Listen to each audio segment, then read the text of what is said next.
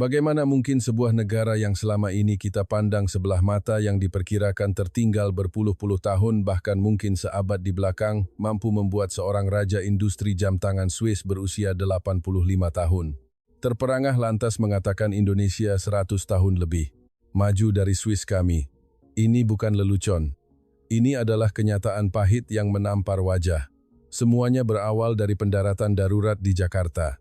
Pada suatu sore yang menegangkan Bandara Internasional Soekarno-Hatta Jakarta menerima panggilan darurat, sebuah jet pribadi yang membawa keluarga Bergman, pendiri Bergman Teknik Raksasa, manufaktur komponen jam tangan Swiss yang memasok 95% merek mewah seperti Rolex dan Patek Philippe, terpaksa melakukan pendaratan darurat.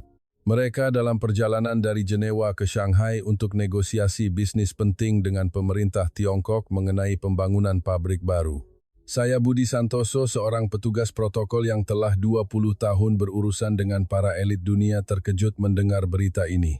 Saya pernah bertugas di Jenewa dan Zurich menjadi jembatan budaya bagi pemilik perusahaan bernilai triliunan rupiah.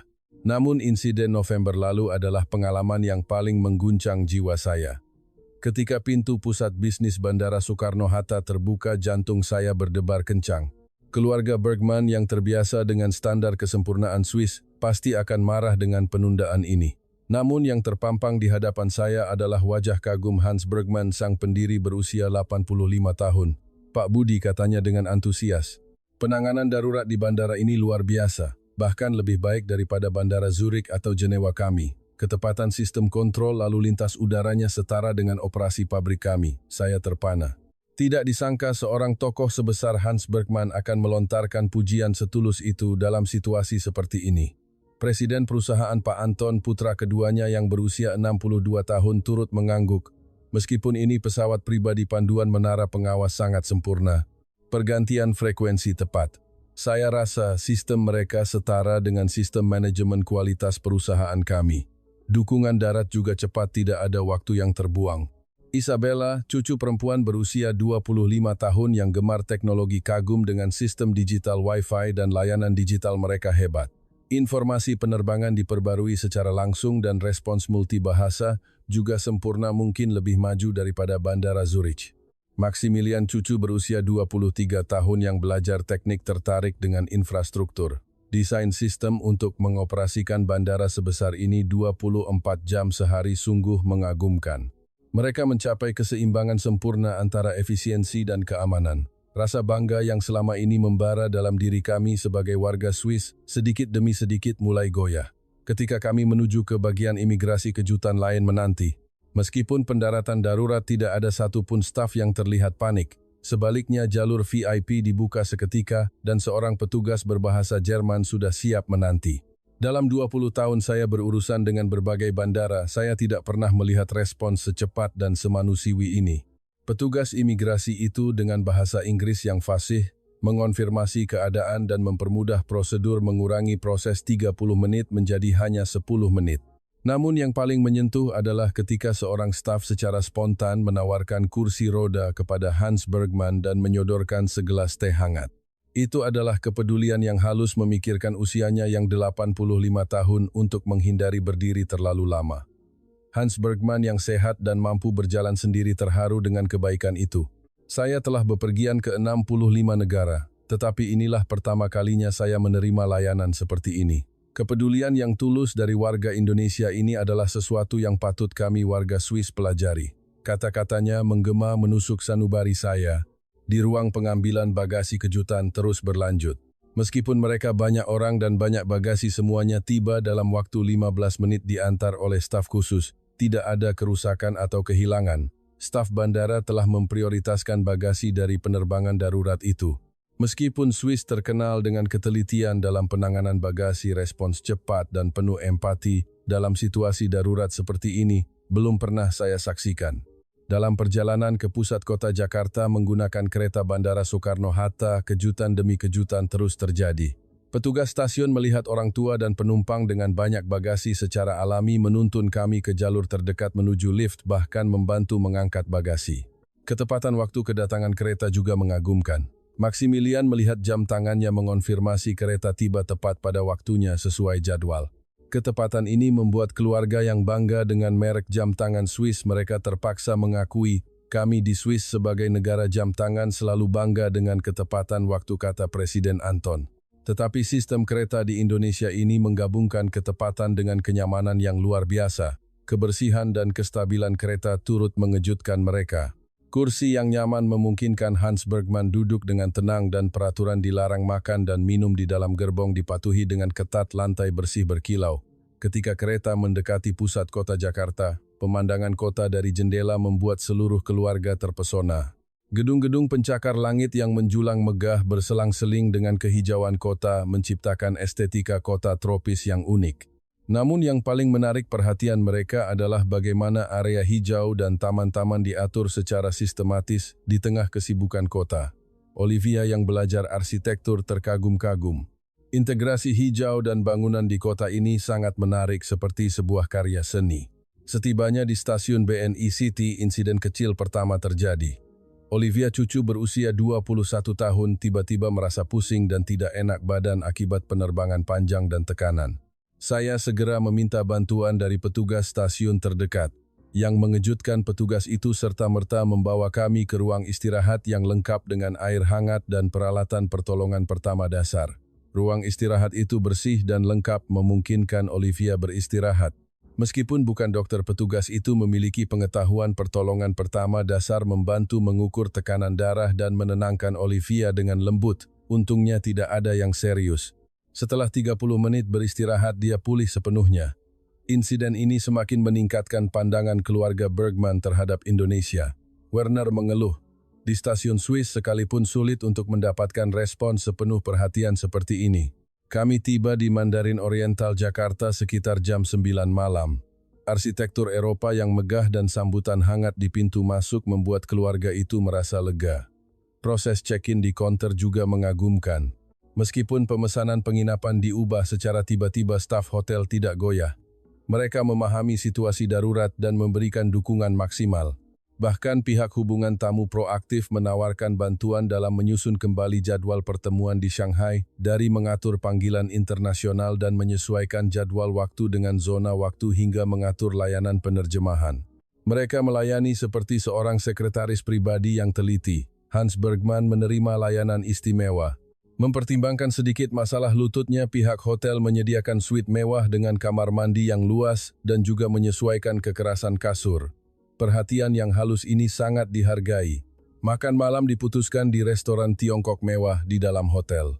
Kepala koki sendiri datang menyapa dan merekomendasikan menu berdasarkan selera orang tua dan kaum muda. Ketika diberitahu tentang Olivia yang tidak sehat, koki itu secara khusus menyiapkan bubur ayam khas Indonesia yang ringan dan bergizi. Pelayanan pribadi seperti ini jarang ditemui, bahkan di hotel bintang 5 di Swiss. Sepanjang makan malam, keluarga itu berbincang seru tentang pengalaman hari itu. Apa yang berawal sebagai pendaratan darurat yang tidak terduga, telah berubah menjadi kesempatan untuk menemukan sisi indah Indonesia. Mereka semua setuju. Itu adalah permulaan yang luar biasa. Keesokan paginya, kunjungan resmi ke Jakarta dimulai. Saya menyarankan kami menaiki MRT Jakarta. Meskipun anggota keluarga Swiss ini tidak terbiasa dengan transportasi umum, saya percaya ini penting untuk melihat wajah sebenarnya Indonesia. Begitu melangkah masuk ke stasiun, ekspresi mereka mulai berubah. Pertama, mereka kagum dengan kesempurnaan papan petunjuk. Papan petunjuk dalam bahasa Indonesia dan Inggris adalah standar dan peta rute dirancang dengan jelas menggunakan warna dan nomor. Lift dan eskalator juga memadai, membuat Hans Bergman tidak merasa terbebani.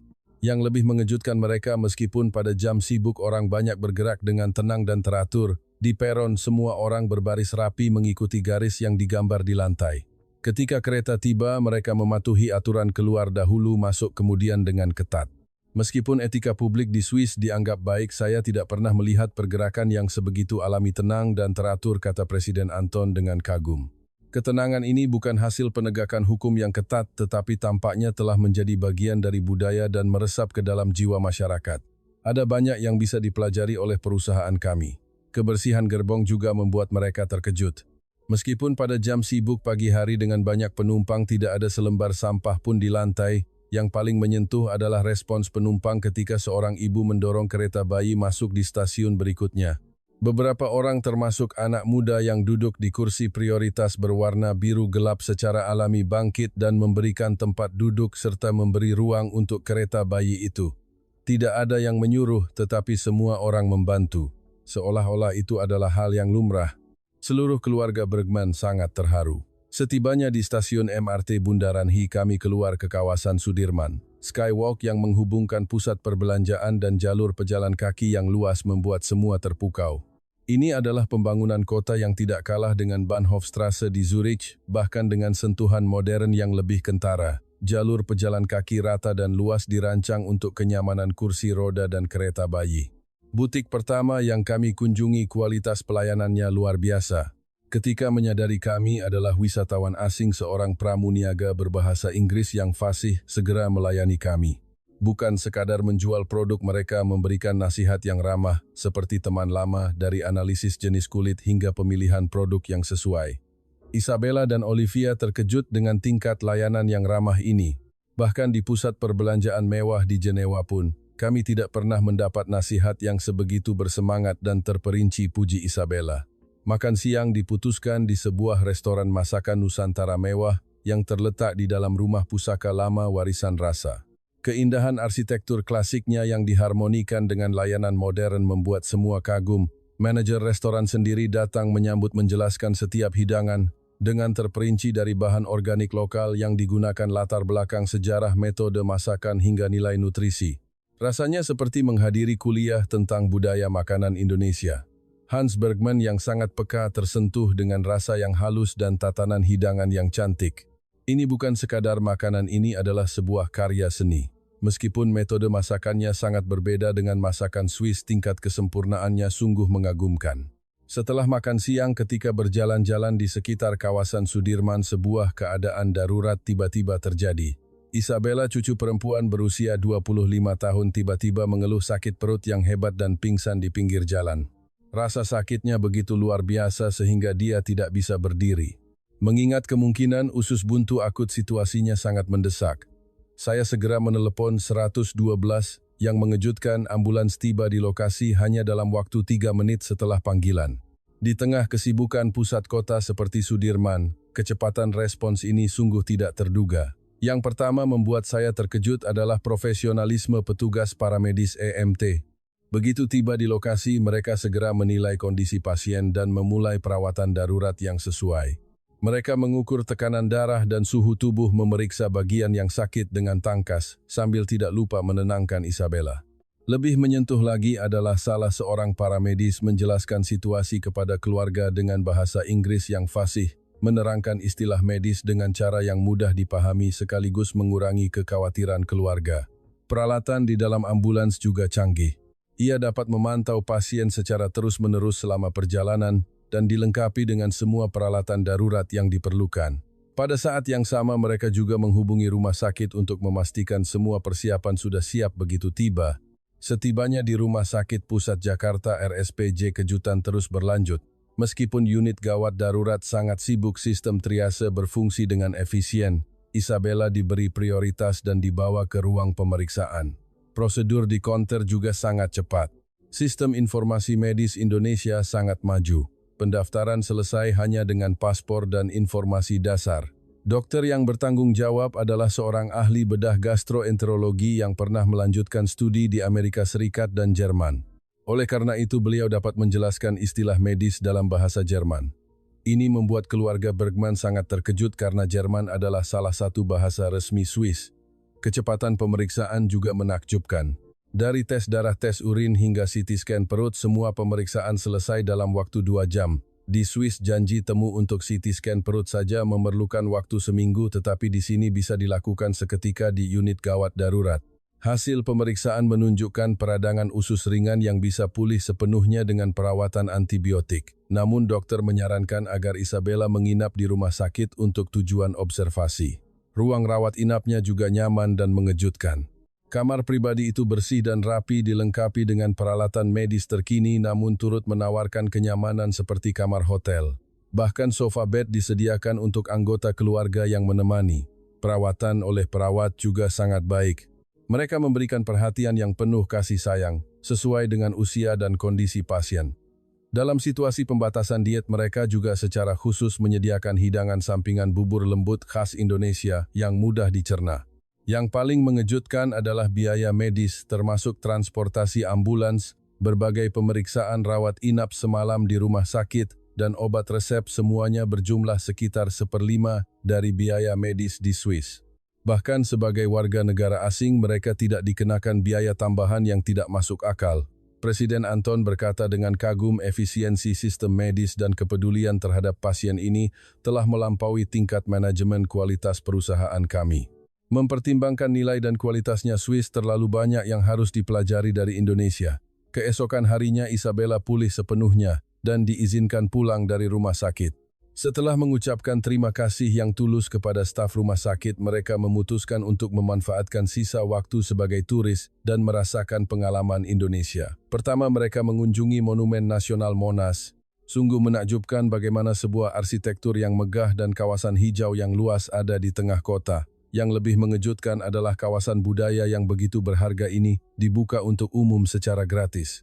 Pemeliharaan kawasan itu juga sempurna, memamerkan keindahan arsitektur bangsa dengan megahnya. Olivia yang mempelajari arsitektur mengeluh perencanaan ruang publik berskala seperti ini adalah model yang harus dicontoh oleh Eropa. Pada sore harinya mereka mengunjungi pasar ikan modern Muara Angke.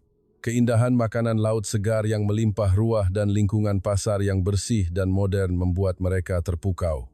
Yang paling mengagumkan adalah pengetahuan profesional dan keramahan penjual ikan. Dari keahlian memilih ikan, metode penyimpanan yang benar, hingga rekomendasi memasak, mereka memiliki pengetahuan seperti pakar makanan laut. Ini bukan sekadar jual beli, ini memancarkan semangat dan daya hidup pekerja Indonesia. Maximilian menunjukkan minat mendalam pada sistem logistik rantai dingin industri aquacultur. Rantai pasokan yang efisien dan sistem manajemen kualitas ini patut dicontoh oleh perusahaan kami. Pada malam hari mereka merasakan hiruk-pikuk kawasan Blok M. Meskipun jalanan penuh sesak dengan anak muda, ia mempertahankan energi yang teratur dalam kekacauan. Pemandangan ini mengguncang seluruh keluarga. Ini adalah kawasan yang menggabungkan tren sejarah dan berbagai budaya.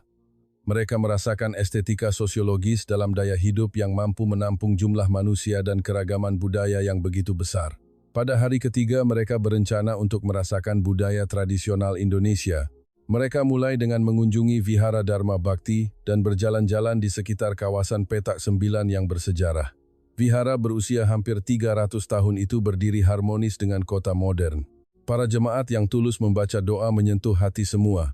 Yang paling menarik perhatian adalah partisipasi aktif generasi muda dalam kepercayaan tradisional. Pria dan wanita muda memegang dupa untuk berdoa. Para sukarelawan dengan sukarela menjelaskan kepada turis asing.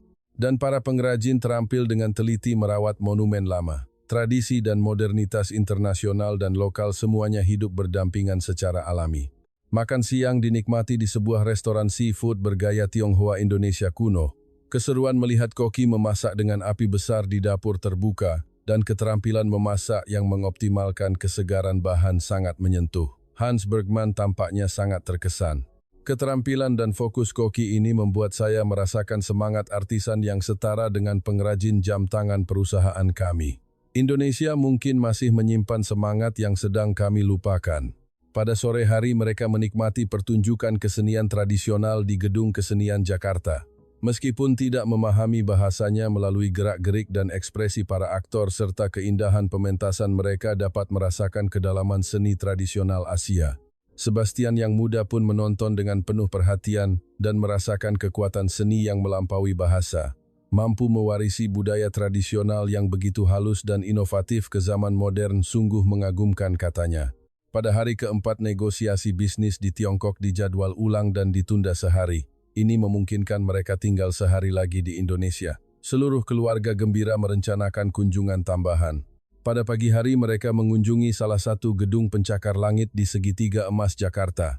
Pemandangan dari dek observasi sangat memukau, membuat mereka benar-benar merasakan kepadatan dan daya hidup Jakarta. Namun yang paling menarik perhatian adalah pemandangan turis asing dan warga Indonesia berinteraksi secara alami di dek observasi. Melintasi bahasa dan bangsa, mereka saling membantu mengambil foto dan menunjukkan arah, menjadi medan pertukaran antar bangsa yang hangat. Pada sore hari mereka mengunjungi pusat perbelanjaan elektronik Mangga 2 untuk merasakan budaya teknologi Indonesia, dari komponen komputer terkini hingga pameran teknologi semikonduktor. Kemampuan Indonesia sebagai pusat teknologi mengejutkan mereka, terutama Maximilian dan Sebastian. Mereka sangat terharu dengan kreativitas insinyur Indonesia dan semangat mereka terhadap teknologi. Kecepatan inovasi teknologi ini dan gairah terhadap kinerja adalah sesuatu yang harus dipelajari oleh perusahaan kami. Pagi hari terakhir tibalah waktunya untuk menuju ke Bandara Soekarno-Hatta. Meskipun hanya 5 hari pengalaman di Indonesia telah mengubah nilai-nilai inti keluarga Bergman secara fundamental, ketika berpisah di bandara kata-kata Hans Bergman yang berusia 85 tahun kepada saya masih terngiang-ngiang. Pak Budi, 5 hari ini adalah pengalaman paling mengguncang dalam 85 tahun hidup saya. Indonesia telah menunjukkan postur masyarakat ideal yang harus kami warga Swiss kejar. Efisiensi dan kemanusiaan, harmoni antara tradisi dan teknologi tinggi, semuanya direalisasikan pada tingkat tertinggi. Presiden Anton pun menambahkan perusahaan kami selalu mengejar teknologi presisi tertinggi di dunia. Tetapi di Indonesia layanan dan seluruh sistem sosial dirancang dengan presisi yang manusiawi. Swiss terlalu banyak yang harus dipelajari. Isabella, cucu perempuan yang terharu dengan sistem perawatan kesehatan, menyatakan keinginannya untuk mempelajari sistem medis Indonesia di masa depan. Sehari setelah kembali ke Swiss, Hans Bergman menyampaikan pidato di Kamar Dagang Zurich. Lebih dari 300 pengusaha hadir dan mereka kagum dengan keunggulan sistem Indonesia. Pidato ini dilaporkan di halaman depan surat kabar ekonomi terbesar Swiss Neue Zürcher Zeitung dengan judul "Keajaiban Indonesia di Mata Industri Swiss" yang memicu reaksi besar. Pemerintah Swiss mulai mempertimbangkan untuk mengirim delegasi studi ke Indonesia. ETH Zurich juga mendirikan program studi teknologi dan budaya Indonesia. Bergman Teknik juga memutuskan untuk secara aktif menjalin kerjasama teknologi semikonduktor dan mesin presisi dengan perusahaan-perusahaan Indonesia. 6 bulan kemudian Presiden Anton sekali lagi mengunjungi Indonesia sebagai bagian dari delegasi teknis dan kerjasama teknis resmi pun dimulai. Saya sendiri melalui pengalaman ini merasakan betapa pentingnya peran saya sebagai jembatan budaya. Hingga kini komunikasi saya dengan keluarga Bergman masih berlanjut. Saya yakin pemahaman antar bangsa yang sejati berawal dari interaksi dari hati ke hati antar manusia. Kisah hari ini berakhir di sini. Keluarga konglomerat Swiss yang terpaksa mendarat darurat di Indonesia, lantas merasakan pengalaman 5 hari yang menakjubkan. Bagaimana pandangan Anda? Mungkin di balik segala yang kita duga ada kebenaran lain yang menunggu untuk ditemukan.